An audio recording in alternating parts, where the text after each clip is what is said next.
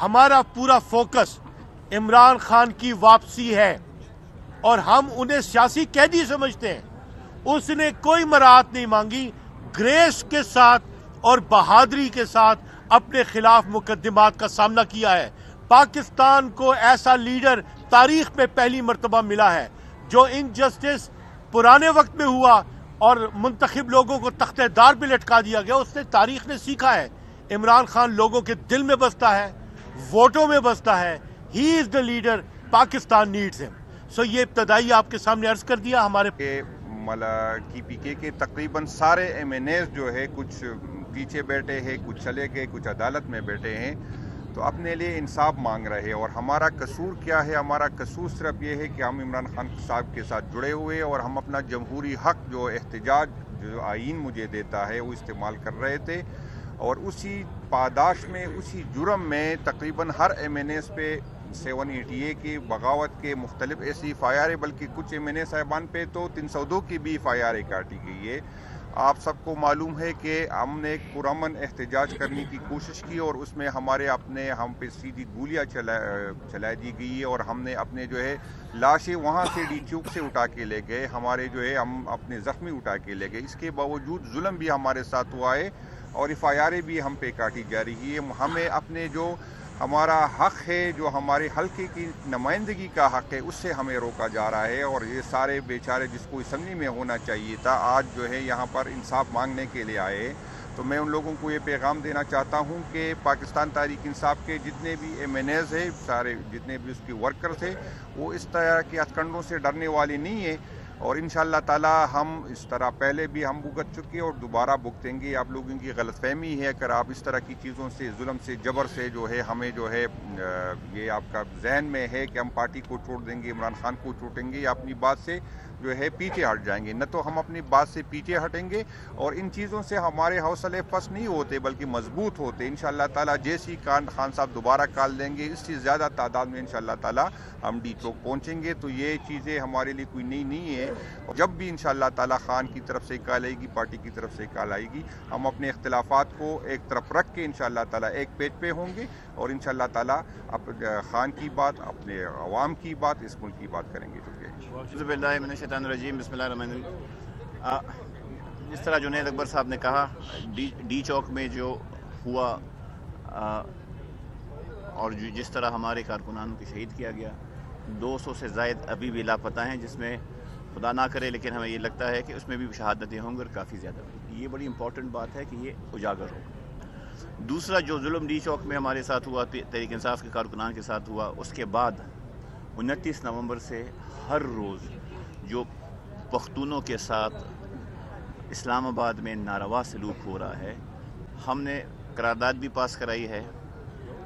पठान बख्त को जो मैं एक चीज़ बताना चाह रहा हूँ, जो मोहसिन नकवी साहब जो कि ऑब्वियसली इनके नहीं हैं, इस्टेब्लिशमेंट के कारिंदे हैं और इनकी हुकूमत चला रहे हैं, ये ऐसे ऐसे काम करेंगे कि कल को हुक्मरान जमात जो है इससे अपने आप को बचा नहीं सकेगी।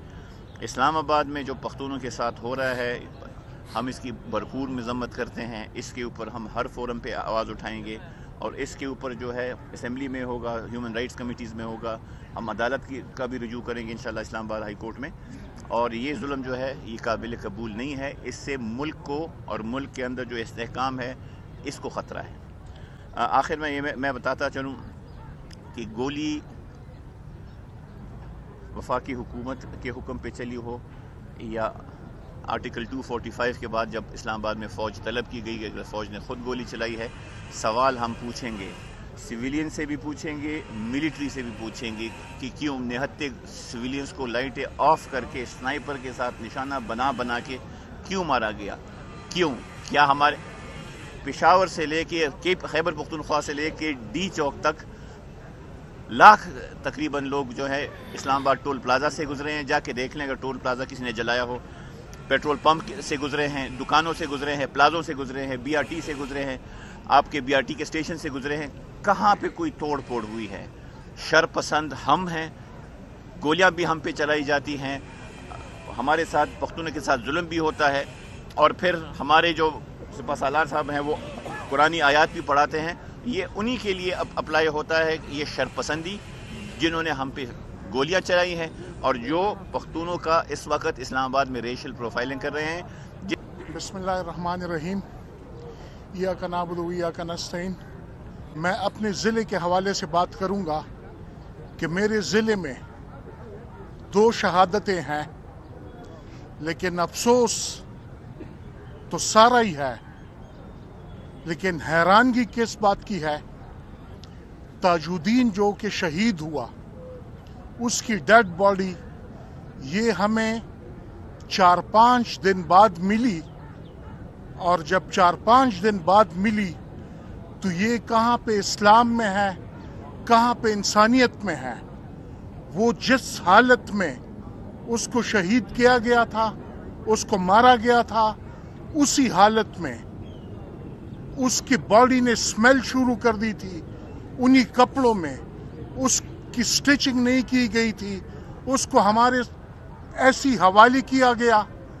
پھر ہمیں یہاں پہ 4 میں ریسکیو کو بلانا پڑا.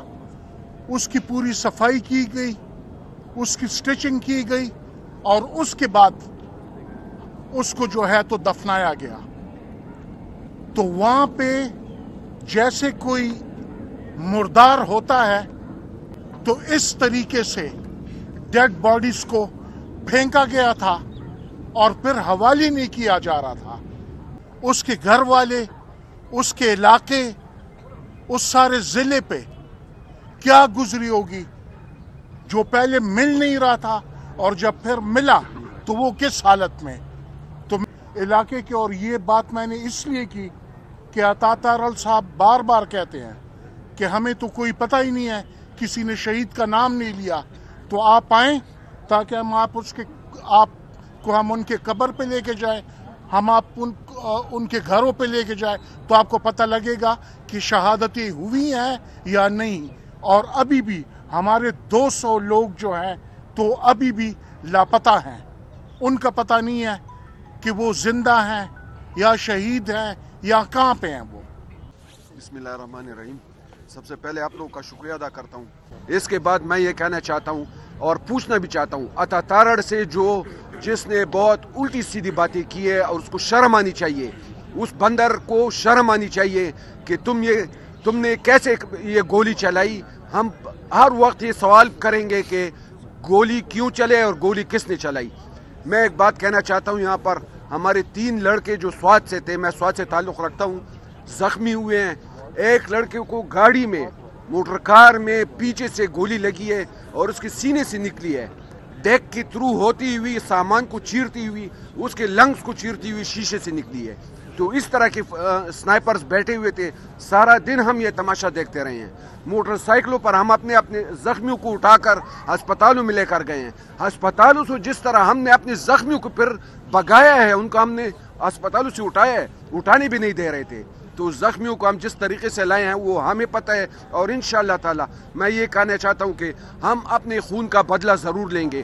جس نے بھی کیا انشاءاللہ تعالی ہم پختونے کے ساتھ انہوں نے بڑا ظلم کیا ہے اور کر رہے ہیں. ایک ایک بندے کو ادھر ڈھونڈ کر شناختی کارڈ اور اس کے موبائل کو چیک کر کے ابھی بھی گرفتار کر رہے ہیں. ہمارے تقریباً 107 ورکرز جو ہوئے اریسٹ ہوئے ہیں.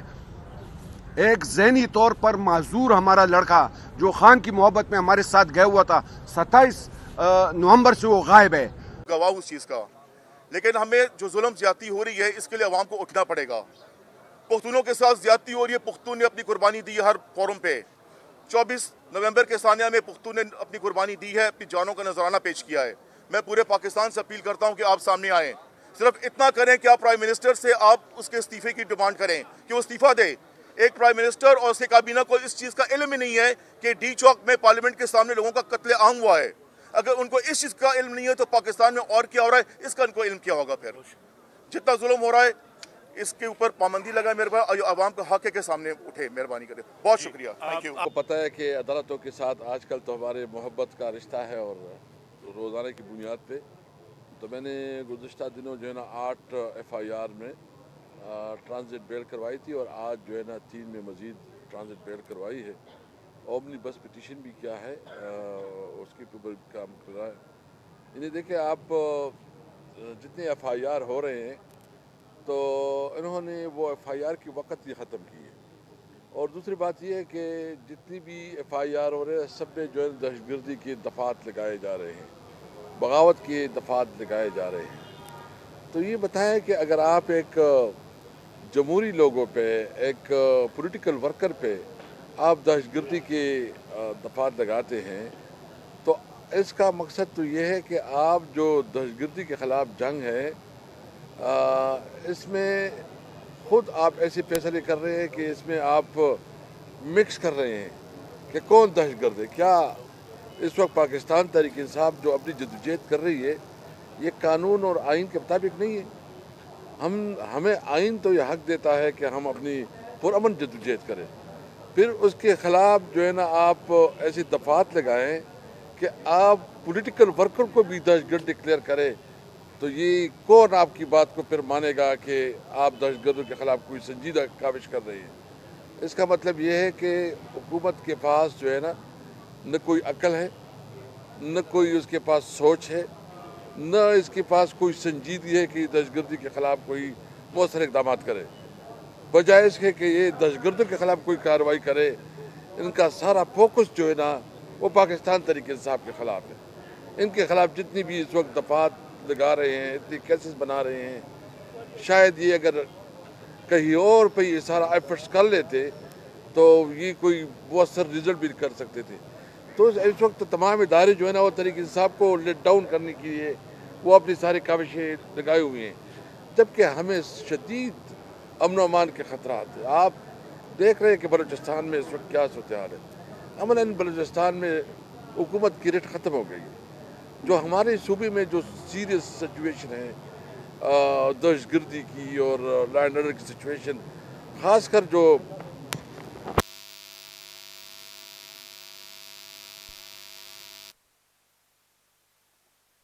کی کیپیبلٹی ہے وہ اس قابل ہی نہیں ہے کہ اس کو ٹیکل کر سکے. اس کا کام تو بھی صرف یہ کہ وہ صرف سیاسی ورکر کے خلاف جو ہے نا سب کچھ کر رہی ہیں.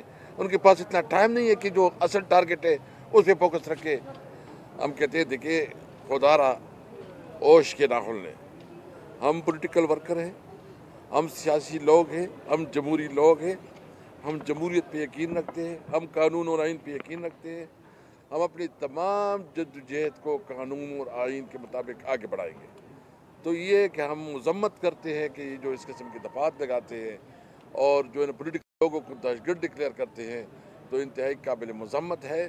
بجائے اس کے کہ یہ دہشت گردی کے خلاف کوئی مؤثر اقدامات کرے, انہوں نے سیاسی اور جمہوری لوگوں کے خلاف جو ہے نا وہ ساری کارروائی شروع کر دی ہے. دوسری بات یہ میں آپ کے سامنے لانا چاہتا ہوں کہ ہم نے 13 تاریخ کا پروگرام جو ہے نا وہ ہم نے ابھی 15 تاریخ کو وہ ڈیٹ جو ہے نا ایکسٹینڈ کر دی ہے. 15 کو باغ ناران میں ہماری جو ہے نا شہداء یوم شہداء ہوگی. اس پہ جو ہے نا پورے ہم کل ہوگی, شہداء کو خراج تحسین پیش کیا جائے گا. ان تمام شہداء کی پورٹریٹ رکھے جائیں گے. جو ہمارے زخمی ہیں ان کی پوری ڈیٹا جو ہے نا قوم کے سامنے لایا جائے گا. اور ہمارے علماء کرام جو ہے نا طالبان و ختم قرآن ہوں گے. اور جس طرح یہ جمہوریت پہ اور ایک پرامن شہریوں پہ جتنی گولی چلائی ہے, یعنی کیا ایک جمہوری جلسے پہ اور جمہوری عمل پہ آپ گولیاں چلائے اور پھر آپ اپنے آپ کو جمہوری کہیں؟ آپ نے تمام حدیں پار کی.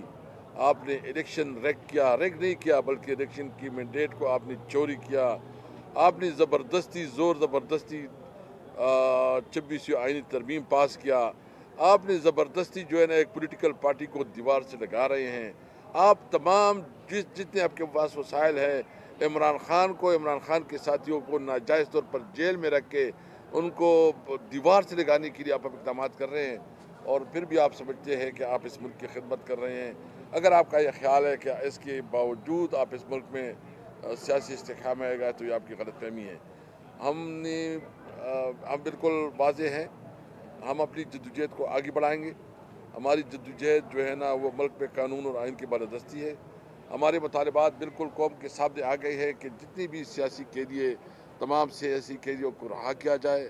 ہمارا مطالبہ یہ ہے کہ جو 9 مئی اور جو 26 کو ہوا ہے اس کے اوپر جوڈیشل کمیشن بنا کے اس کی انکوائری کی جائے، اور خاص کر جو اس وقت اسلام آباد اور پنجاب میں پختون جو ہماری کمیونٹی ہے اس کے ساتھ جو ہے نا جو انتقامی کارروائی ہو رہی ہے، جو اس کی تضحیق ہو رہی ہے، جو ان کو جس طرح ان کے ساتھ ٹریٹ کیا جا رہا ہے کہ شاید وہ اس ملک کے نہیں کسی اور ملک کے ہیں، یہ ملک کے خلاف سازش ہے۔ اس ملک کو جو ہے نا نقصان پہنچانے کی ایک بہت بڑا یہ سازش کر رہے ہیں۔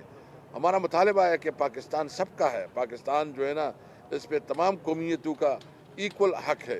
آپ دیکھیں کہ آپ نے افغانستان کے ساتھ ہمارے کاروبار بند کر دیے، آپ نے جو ہمارا قانونی اور آئینی حق ہے کہ جو ہماری رائٹس ہیں، اگر وہ نیٹ ہائڈر پرافٹ ہیں، دیگر ہمارے ٹیکسز ہیں، جو فاٹا کے ساتھ جو کمٹمنٹ ہے اس سارے کمٹمنٹ کو جو ہے نا آپ پورا نہیں کر رہے ہیں۔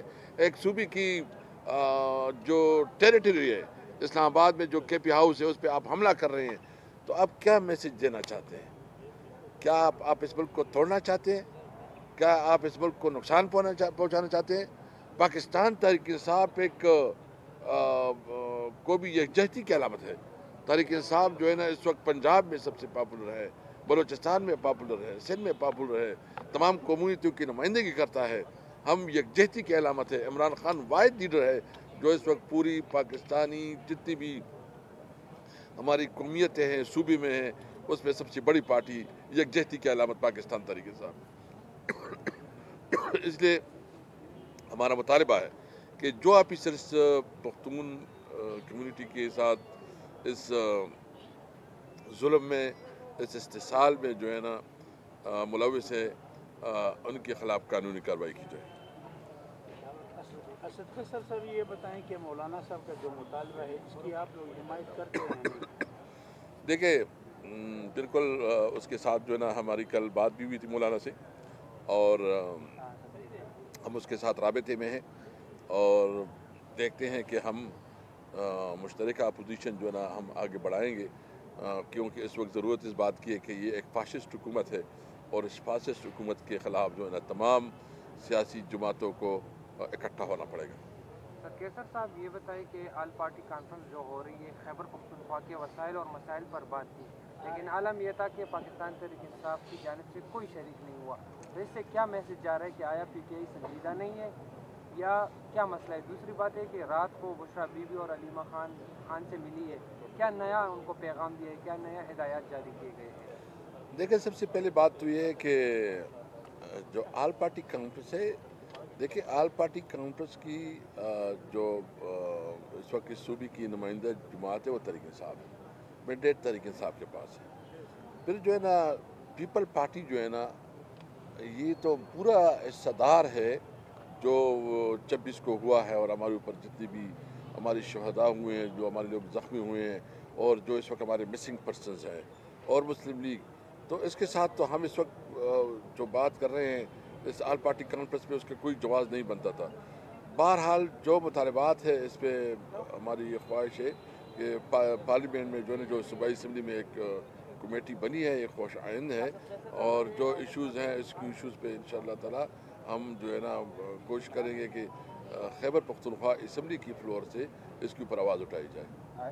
کیسر صاحب یہ بتائیے کہ آپ کہہ رہے ہیں کہ مطلب جوڈیشل کمیشن بنایا جائے 9 مئی کے واقعات کے لیے، تو اس خیبر پختونخوا میں تو آپ لوگ کی حکومت ہے، یہاں پہ کوئی اس طرح کوئی کمیشن یا تحقیقاتی کمیشن نہیں بن سکتی، آپ اس حوالے؟ بالکل اس کے اوپر جو ہے نا علی امین خان سے بات ہوئی ہے، کیبنٹ نے اس کو اپروو بھی کیا ہے اور وہ ٹیک اپ کر رہے ہیں چیف جسٹس صاحب کے ساتھ، یہاں معزز پشاور ہائی کورٹ کے ساتھ، تو امید ہے کہ پشاور ہائی کورٹ اس کے اوپر کوئی کمیشن بنائے گی۔ یہ بتائیے کہ